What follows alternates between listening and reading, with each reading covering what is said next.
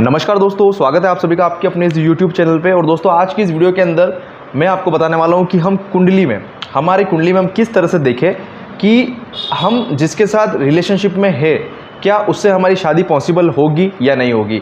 यानी कि हमारी कुंडली में लव मैरिज के योग है या नहीं है। ठीक है, आप लव मैरिज मान लीजिए या लव कम अरेंज। ठीक है, लव मैरिज के योग अलग होते हैं, लव कम अरेंज मैरिज के योग अलग होते हैं। आज दोनों योग के ऊपर आज मैं आपको यहाँ बताने वाला हूँ, इस बारे में हम बात करने वाले हैं। तो देखिए, ये आपकी चार्ट है, इस तरह की आपकी कुंडली है।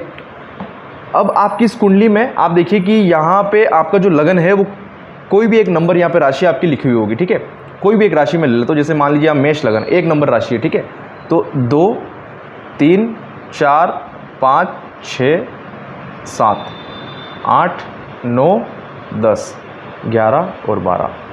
ठीक है, ये हमने एक एग्जाम्पल के लिए मेष लगन की कुंडली बनाई। अब आपके यहाँ पे कोई भी कुंडली किसी भी लगन की हो सकती है।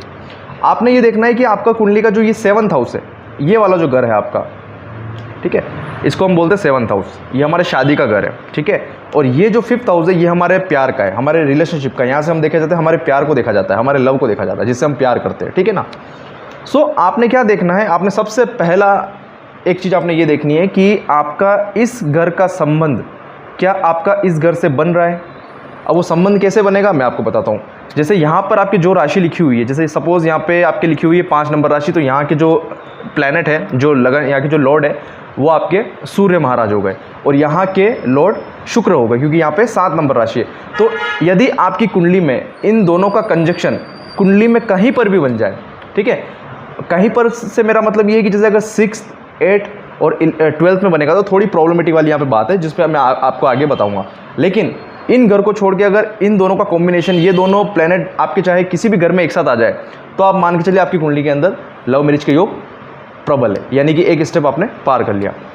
अब आते हैं हम दूसरी वाली बात पे। दूसरी बात ये है कि अगर ये यहाँ का प्लैनेट यानी कि 5th हाउस का लॉर्ड और 7th हाउस का लॉर्ड, इन दोनों का अगर आपका दृष्टि संबंध बन जाए, जैसे कि यहाँ के शुक्र आपके लगन में आ गए, ठीक है, सॉरी हाँ, यहाँ का जो प्लैनेट है आपके शुक्रदेव वो आपके लगन में आ गए, और यहाँ के जो प्लैनेट है सूर्यदेव वो आपके 7वें स्थान में आ गए। तो अब क्या हुआ, दोनों का समसप्तक योग बन गया, यानी आमने सामने दृष्टि संबंध बन गया। यानी कि ये भी एक प्रॉमिस है कि आपकी कुंडली में लव मैरिज आपकी दिखाती है।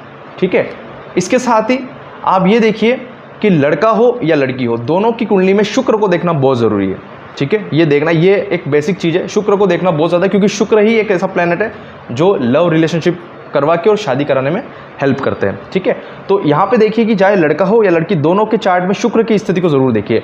अब मान लीजिए कि शुक्र बहुत ज़्यादा पीड़ित है, बहुत ज़्यादा जैसे डेबिलेटेड है, ठीक है, 6th हाउस के अंदर है या 6 नंबर की राशि में है, राहु की दृष्टि आ रही है, शनि की दृष्टि आ रही है, तो ये दिखाता है कि ऐसा इंसान प्यार तो करता है लेकिन सक्सेसफुल उसका सक्सेसफुल मैरिज नहीं हो पाता, या फिर अगर मैरिज हो भी गया तो मैरिज होने के बाद कहीं ना कहीं दिक्कत ऐसे लोगों को रहती है।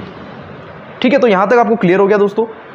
आपने सिंपल सा लगाना है टेक्निक, 5th लॉर्ड और 7th लॉर्ड का कंजक्शन आपका होना चाहिए। ठीक है, अब इसी में ले लीजिए कि अगर जैसे देखना है कि लव कम अरेंज, यानी कि कोई लड़का लड़की आपस में प्यार करते हैं और वो चाहते हैं कि मेरी शादी घर वालों के हिसाब से हो जाए, वो येस कर दे, तो आपको इस बीच में आपको ले लेना है हमारे जुपिटर प्लैनेट को, जुपिटर और सैटर्न, क्योंकि ये 2 प्लैनेट जो है वो हमारे घर में मेनली जुपिटर घर के बड़ों को दिखाता है।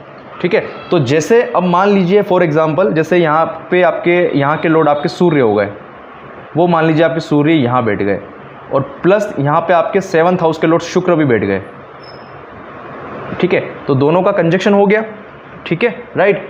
और इसके बाद या तो जुपिटर यहाँ बैठे हो, ठीक है, या लगन में हो, ठीक है, या 7वें स्थान पे हो, ठीक है, या फिर यहाँ पे हो, तो गुरु का संबंध आपका यहाँ से 7वें स्थान से बन गया, यहाँ से भी 7वें स्थान से बन गया।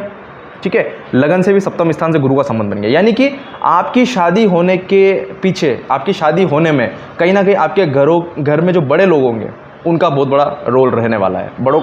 आपके घर में बड़ों का हस्तक्षेप रहेगा ही रहेगा। ठीक है, तो इस तरह से आपने चीज़ों को कुंडली में देख लेना है। ठीक है, इसके साथ ही यदि जैसे यहाँ पे 5th हाउस के जो लॉर्ड है यहाँ बैठ गए, 7th हाउस के लॉर्ड साथ में कंजक्शन बना के बैठ गए, यहाँ पे अगर साथ में गुरु भी आ जाए, ठीक है, और डिग्रिकली क्लोज हो, यानी शुक्र की डिग्री के क्लोज हो, सूर्य की डिग्री के भी क्लोज हो, तो ये भी कहीं ना कहीं योग बनते हैं कि आपकी लव कम अरेंज के योग बनते हैं। यानी कि बेसिकली आपने यही देखना है कि कुंडली में फिफ्थ हाउस का कनेक्शन हमारे 7th हाउस से बनना चाहिए। सिंपल सा, यहाँ का लॉर्ड यहाँ आके बैठ जाए तो भी आपके लव मैरिज की, अगर ये दोनों एक्सचेंज कर ले, सूर्य यहाँ पे आपके आ गए और शुक्र आपके यहाँ पर आ गए, ठीक है, तो भी ये एक तरीके से आपका लव मैरिज का योग है। तो आप इस तरह से देखिए कि आपकी कुंडली में लव मैरिज के योग है या नहीं है, ठीक है। शुक्र को भी जरूर देखिए, लड़का हो या लड़की, दोनों की कुंडली में शुक्र को जरूर देखिए।